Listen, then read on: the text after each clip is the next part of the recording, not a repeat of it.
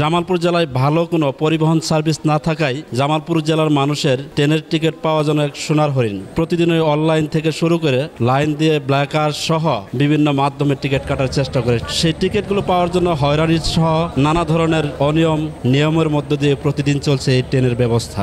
জামালপুর জেলার দেওয়ানগঞ্জ থেকে বেসরকারি কমিটার দুটি ট্রেন চলে, যা প্রতিদিনই 4 বার আপ ডাউন করে এই জামালপুর হয়ে ময়মনসিংহ, গফরগাঁও হয়ে ঢাকার উদ্দেশ্যে। এই ট্রেন দুটিকে জামালপুরের মানুষ গরিবের ট্রেন নামে আখ্যায়িত করেছে। এই জামালপুরের প্ল্যাটফর্ম থেকে এই ট্রেন দুটির ভাড়া হচ্ছে 80 টাকা, আর এই প্রত্যেকটি ট্রেনের আসন সংখ্যা রয়েছে প্রায় 900-র অধিক, যার সঠিক নিয়মে প্রতিদিনই এই ট্রেন দুটির আয় 1,50,000 টাকা। দুটি ট্রেনের আয় দাঁড়ায় 3 লক্ষ টাকা। যাত্রীদের অভিযোগ,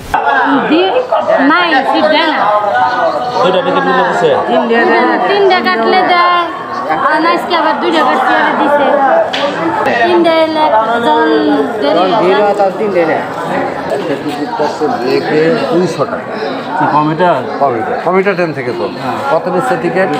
কোথায় থেকে নিচ্ছেন টিকিটটা? কাউন্টার ভিতর থেকেই? তাহলে কাউন্টার থেকে 3-4জন মানুষ একটা সিট, তিনটা টিকিট একটা সিট দিছি।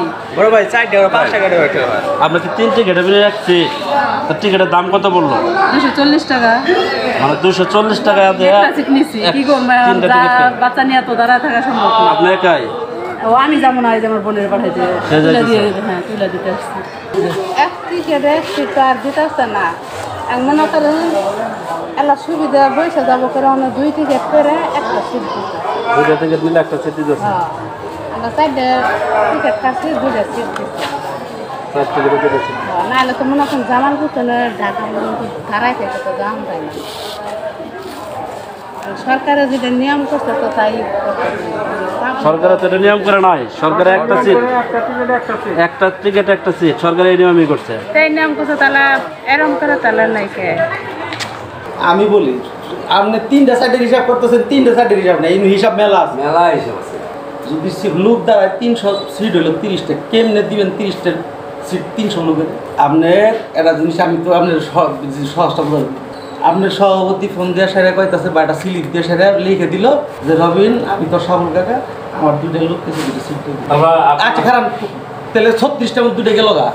এই ধরনের বিষয় আচ্ছা র্যাব এখন চাষা আমি আসি বা একটা সাংবাদিক, একটা সভাপতি, তার কি ন্যূনতম একটু সম্মান প্রাপ্য না?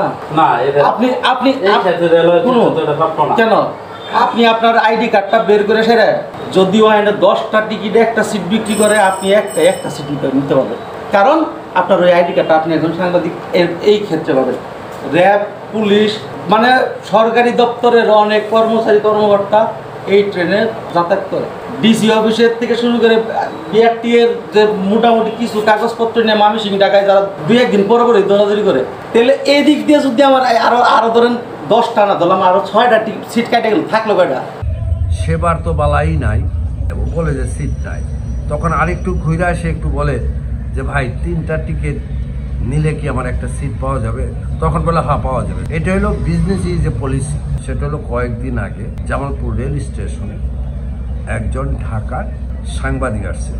আমি শেষ পর্যন্ত শুনলাম উনি একটা টিকিট চাইছিল, বলছে সিট নাই, কিন্তু তৎক্ষণিক একটু ঘুরে যায় বলতেছে যে ভাই কয়টা নিলে সিট দিবেন?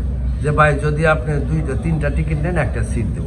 সে টিকিটটা নিছে, নেওয়ার পরে সে ওই কার্ডটা বাইর করে কইতেছে যে আমি একটু ভিডিও করবো, আমি সাংবাদিক।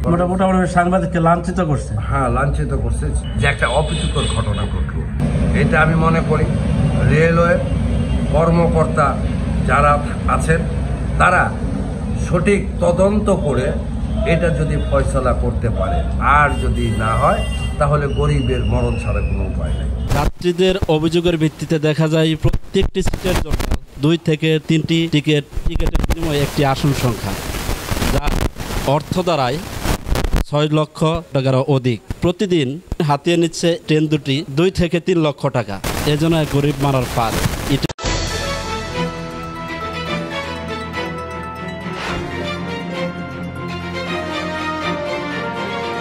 নিউজ এভরি 24 সত্যের সন্ধানে সাহসিকতা।